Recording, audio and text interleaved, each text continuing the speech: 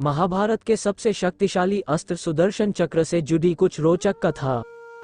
सुदर्शन चक्र पौराणिक कथाओं के अनुसार ऐसा अस्त्र है जो विरोधी के हर वार को विफल कर देता था। ऐसा अस्त्र जो अभेद और अपना कार्य को पूरा करने के बाद ही वापस आता था। आखिर महाभारत के बाद सुदर्शन का क्या हुआ और अब सुदर्शन चक्र कहाँ है और भगवान विष्णु जी को यह अस्त्र कैसे प्राप्त हुआ था? आखिर भगवान विष्णु जी को सुदर्शन चक्र कैसे प्राप्त हुआ?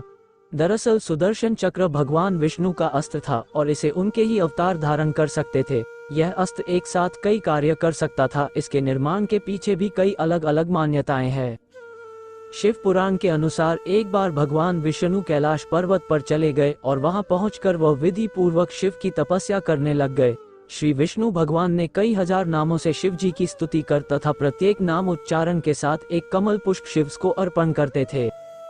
भगवान विष्णु की उपासना कई वर्षों तक निर्वात चलती रही। एक दिन भगवान शिव परमात्मा ने विष्णु की भक्ति की परीक्षा लेनी चाही।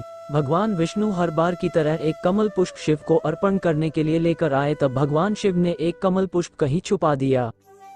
शिव माया के द्वारा इस घटना का पता भगवान विष्णु को भी नहीं लगा। उन्होंने गिनती में एक पुष्प कम पाकर उसकी खोज आरंभ कर दी। श्री भगवान विष्णु ने पूरे ब्रह्मांड का भ्रमण कर लिया परंतु उन्हें वह पुष्प नहीं मिला। तत्पश्चात भगवान विष्णु एक कमल के बदले अपना एक नेत्र उस स्थान अर्पित कर दिया। भगवान विष्णु के इस त्याग से खुश होकर भगवान शिव प्रकट हो विष्णु भगवान को सुदर्शन चक्र की भेंट करते हैं। बोलते हैं ये चक्र सृष्टि संचालन के कार्य के लिए उपयोग में आएगी। अन्य पुराणों के अनुसार यह बताया गया है कि सुदर्शन चक्र का निर्माण भगवान विश्वकर्मा ने सूर्य की अभेद राख से उन्होंने 3 चीजों का निर्माण किया था। पहला पुष्पक विमान, त्रिशूल और सुदर्शन चक्र। जबकि ऋग्वेद के अनुसार सुदर्शन चक्र का वर्णन अलग ही तरह से किया गया है। इसमें सुदर्शन चक्र को समय का चक्र बताया गया है कि वह समय को भी माप सकता था। सुदर्शन चक्र से ही भगवान विष्णु ने माता सती के पार्थिव शरीर के 51 हिस्से किए थे। महाभारत काल में भी श्री कृष्णा ने शिशुपाल का वध सुदर्शन चक्र से ही किया था।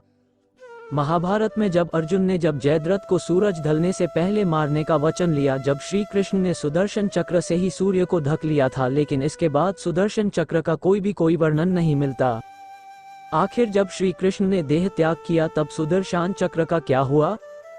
इसका जवाब हमें भविष्य पुराण में मिलता है जिसमें बताया गया है कि सुदर्शन चक्र को भगवान विष्णु या उनके अवतार के सिवा न ही कोई धारण कर सकता है और न ही कोई चला सकता है। जब श्री कृष्ण ने देह त्याग किया सुदर्शन चक्र वही धरती में समा गया और भविष्य में जब कल की अवतार जन्म लेंगे तब वही सुदर्शन चक्र को दोबारा पृथ्वी गर्भ से ग्रहण करेंगे। कलयुग के अंत के समय जब बुराई अपनी चरम पर होगी तब भगवान परशुराम और हनुमान कल की अवतार में आएंगे और उन्हें प्रशिक्षण देंगे। तब युद्ध में कल की अवतार सुदर्शन चक्र को धारण कर उसका उपयोग करेंगे जिससे वो बुराई अंत कर देंगे। परंतु हम ऋग्वेद में बताएं जल चक्र का वर्णन देखें तो सुदर्शन चक्र ऐसा अस्त्र नहीं था जैसा हम समझते हैं। उसमें बताया गया है सुदर्शन चक्र समय के चक्र को कहा गया है। इसी का इस्तेमाल भगवान विष्णु करते हैं। समय के अंतराल का उपयोग कर वह किसी भी विरोधी को शक्तिहीन कर देते हैं।